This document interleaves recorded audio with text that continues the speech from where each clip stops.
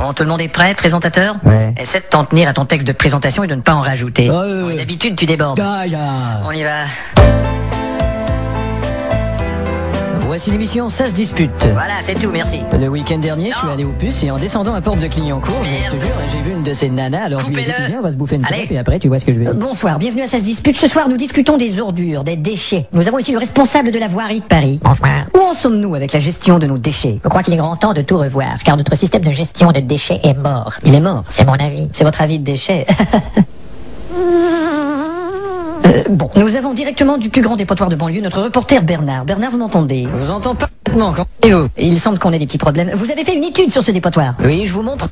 Pique, marche. Bon, vous venez de dire, je vous montre une feuille qui explique la démarche, c'est bien ça? Non, j'ai dit, j'ai mon trou qui me pique quand je marche. Merci Bernard. Mon premier invité est RMiste après avoir été à l'école et ensuite éboueur. Bonsoir monsieur Patel-Dadidadidou. Ouais. Que préférez-vous, être RMiste, éboueur ou être à l'école? Être RMiste et boire de l'alcool. Mon second invité vient d'un lointain pays du Nord-Est, monsieur Bobotiflagel. Comment traite-t-on les ordures dans votre pays? Dans mon pays, il n'y a rien à bouffer et on n'a pas les moyens de consommer. Donc, à part notre président, nous n'avons aucune ordure. Alors nous chantons cet air traditionnel. Ils ont des chapeaux ronds, vive la Bretagne. Ils ont des chapeaux ronds, vive les Bretons. Mon troisième invité représente le Sénégal. Allez-y, monsieur Boubaten-Gueden. Ici, dans cette société de capitalistes, on ramasse les ordures et on bouffe du chocolat. Mais chez moi, on ramasse le chocolat et on bouffe des ordures.